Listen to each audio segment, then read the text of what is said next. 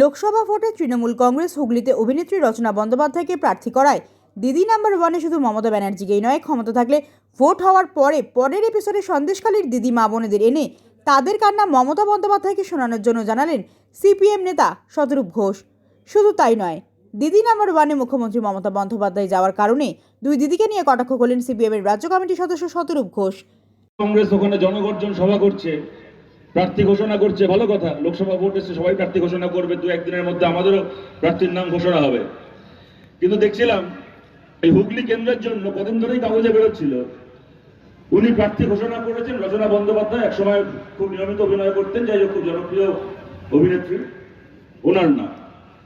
এবার রচনা বন্দ্যোপাধ্যায় এবার তৃণমূলের প্রার্থী হবেন মোটামুটি শোনা যাচ্ছিল। কদিন আগে আপনারা দেখেছেন দিদি নাম্বার ওয়ান বলে একটা প্রোগ্রাম হয়, উনি করেন, সেখানে মমতা বন্দ্যোপাধ্যায় গেছিলেন। ওরা বলছে যে দিদি নাম্বার ওয়ান রচনা ব্যানার্জি বাংলার 1 নম্বর দিদি মমতা ব্যানার্জিকে নিয়ে এসছে, এবার দুজন মিলে দিদি দিদি খেলবে, তারপর এ ওর হয়ে ভোটে দাঁড়িয়ে যাবে। ভালো কথা, দাঁড়িয়ে গেছে রচনা বন্দ্যোপাধ্যায়। আমি জানি না আজকের আগে কোনোদিন নিশ্চয়ই হুগলিতে শুটিং করতে এসে থাকবেন, কিন্তু হুগলিতে কোনো খেটে খাওয়া মানুষের পাড়ায়, শ্রমজীবী মানুষের এলাকায়, ছাত্র যুবর লড়াই আন্দোলনে উনি কোনোদিন স্বাভাবিকভাবে আসেননি, কখনো আসার সুযোগ হয়নি। ভবিষ্যতে আসলে ভালো, না আসলে আরো ভালো।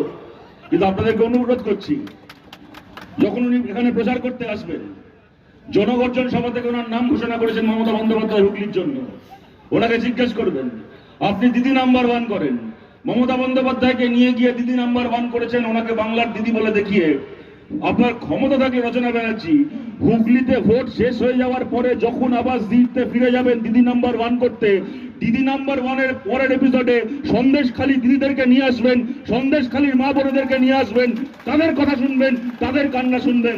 যদি সন্দেশখালীর দিদির কথা আপনি শুনেছেন রচনা ব্যানার্জি, তাহলে জানবেন আপনারা যত পারেন জনগর্জন সভা করুন, ওরকম হাজার হাজার গর্জনেও সন্দেশখালীর দিদিদের, বোনেদের, মায়েদের কান্না ঢাকা যাবে না, কান্না আপনারা ঢাকতে পারবেন না।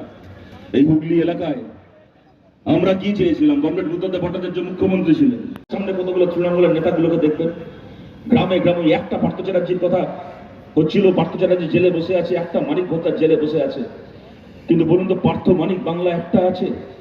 গোটা বাংলা এই বইচিতে, এই পান্ডুয়াতে, এই কালনাতে, পাড়ায় পাড়ায় যে পঞ্চায়েতের মেম্বার গুলো আছে, তৃণমূলের কাউন্সিলর গুলো রয়েছে, এমএলএ গুলো রয়েছে, এমপি গুলো রয়েছে, বলুন তো এমন একটা কেউ আছে যার বাড়িতে যদি আজকে রাত্রিবেলা ঠিকঠাক করে রেড হয়, তাহলে সবার বাড়ি থেকে 55 কোটি না হোক 5 কোটি টাকা বেআইনি সম্পত্তি বেরোবে না?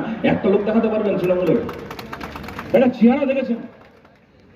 তৃণমূল ক্ষমতায় আসার আগে সাইকেলের চাকায় হাওয়া করতে পারতো না, এখন তাদের স্করপিও গাড়ি ছাড়া, ইনোভা গাড়ি ছাড়া মাটিতে পা পড়ে না। কি করে না তৃণমূলের যুবনেতা, তৃণমূলের পঞ্চায়েত মেম্বার? বিড়ি চেয়ে খেত লোকের কাছ থেকে, গোটা বিড়ি খেতে পারতো না, লোকের থেকে একটা বিড়ি চেয়ে চায়ের দোকানে অর্ধেকটা খেয়ে বেঞ্চিতে চিপেন দিয়ে কানের পাশে রেখে দিত, বিকেলবেলা বাকিটা খাবে। গোটা বিড়ি কিনে খেতে পারতো না, এখন তার সল্ট লেগে 3টে ফ্ল্যাট হয়ে গেছে, আর হাইওয়ের ধারে পেট্রোল পাম্প বিয়ার বার হয়ে গেছে। কি করে না তৃণমূলের পঞ্চায়েতের মেম্বার? আগে গরমকালে খালি গায়ে বসে থাকতো, কাঁধে গামছা নিয়ে, দূর থেকে গামছা দেখলে চেনা যেত, গামছার রং দেখলে চেনা যেত তৃণমূলের নেতা আসছে।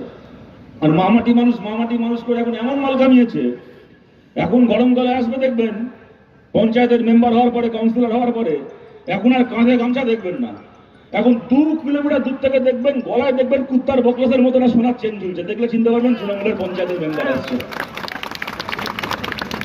এমন চোর, এমন চোর, মানে এদের পঞ্চায়েত থেকে শুরু করে রাজ্যের মাথায় পর্যন্ত, মুখ্যমন্ত্রী পর্যন্ত, যত panchayat member, MLA, MP, councillor রয়েছে, এটা এমন চোর, এমন চোর। এগুলো যে কদিন বেঁচে আছে এগুলো চুরি করবেই।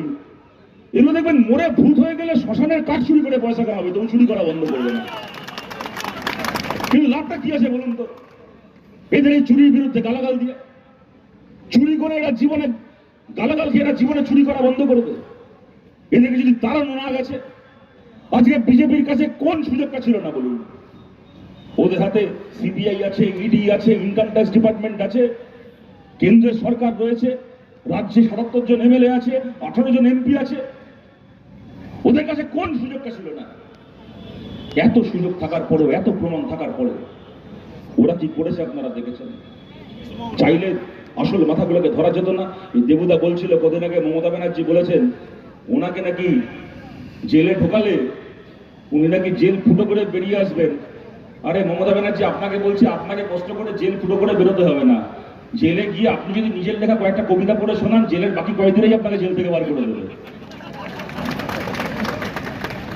কিন্তু উনি ভালো করে জানেন এই হুমকিগুলো দিতে পারেন, দাঁড়িয়ে মঞ্চে বড় বড় ভাষণগুলো দিতে পারেন, এটা উনি জানেন পৃথিবী উল্টে যাবে, পৃথিবী এদিক থেকে ওদিক হয়ে যাবে যতদিন ভারত আরএসএস চালাচ্ছে, যতদিন আরএসএস ভারত চালাচ্ছে, পিসি ভাইপোর গায়ে হাত লাগবে না, পিসি ভাইপোর গায়ে ইডি সিবিআই স্পর্শ করতে যাবে না। কিন্তু কত বড় নির্লজ্জরা হতে পারে ভাবুন আপনারা। সভা থেকে বলছেন অভিষেক গঙ্গোপাধ্যায় আগে চেয়ারে বসে কেউটে ছিল, এখন বর্তমানে গোখরো হয়েছে, কি বলবেন এই বিষয়ে? দেখুন, কেউটে গোখরো এগুলো উনি বলতে পারেন, সেটা আমাদের ওটা রাজনীতির ভাষা নয়। কিন্তু এইটুকু বলতে পারি, আজকে অভিজিৎ গঙ্গোপাধ্যায় তৃণমূলের বিরুদ্ধে যে লড়াইটা উনি করছিলেন, সেটা তৃণমূলের বিরুদ্ধে লড়াই বলে না, দুর্নীতির বিরুদ্ধে সত্যি সত্যি কতগুলো কার্যকরী সিদ্ধান্ত, কার্যকরী পদক্ষেপ উনি নিচ্ছিলেন। কিন্তু উনি তারপরে এমন একটা সিদ্ধান্ত নিলেন যার ফলে ওনার অনেক ন্যায্য রায়, অনেক ন্যায্য বক্তব্য আজকে একটা প্রশ্নের সামনে পড়ে গেল। এবং একদল চোর এখন এই কথা বলার সুযোগ পাচ্ছে যে আমরা ধোয়া তুলসী পাতা, আমরা কোনো দোষ করিনি, কোনো অপরাধ করিনি, আমাদের বিরুদ্ধে একদিন রাজনৈতিক কারণে রায় দেওয়া হচ্ছিল। এই চোরগুলোকে এই সুযোগটা না দিলেও চলতো। এটা উনি আমাদের এইটুকুই বলার। আজকে দেখা গেল জনসভাতে একেবারে র্যাম্প তৈরি করে সেখানে 42 জন প্রার্থী নিয়ে হাঁটলো, কি বলবেন এটা? না, উনি খুব বুদ্ধিমান, অভিষেক বন্দ্যোপাধ্যায় খুব বুদ্ধিমান, মমতা বন্দ্যোপাধ্যায় খুব বুদ্ধিমান। ওনারাও জানেন কীরকমভাবে ব্রিগেড মাঠের জায়গা কমিয়ে দিয়ে আধভর্তি মাঠকে গোটা ভর্তি দেখাতে হয়। সুতরাং 42 জন প্রার্থী হেঁটেছে, ঠিক আছে। তবে আমার মনে হয় যে ওই ব্রিগেডের র্যাম্পে না হাঁটিয়ে উনি কয়েকজন এমন প্রার্থী করেছেন যাদেরকে যদি তাদের কেন্দ্রে ছেড়ে আসা যায়, তারা রাস্তা চিনে বাড়ি ফিরতে পারবে না। যেমন ধরুন ইউসুফ পাঠান, আজকে সকাল অবধি এই পৃথিবীতে বহরমপুর বলে যে একটা জায়গা আছে তা ইউসুফ পাঠান জানতেন বলে মনে হয় না। সুতরাং তিনি আজকে প্রার্থী, র্যাম্পে হাঁটছেন, ঠিক আছে। যদি বহরমপুরের রাস্তায় ছেড়ে আসা হয়, হেঁটে হেঁটে বাড়ি ফিরতে পারবেন কিনা আমাদের সন্দেহ আছে। ইয়া কীর্তি আজাদকে নিয়ে এসে দুর্গাপুরে প্রার্থী করেছেন, উনি ব্রিগেডের র্যাম্পে হাঁটার জন্য ঠিক আছে।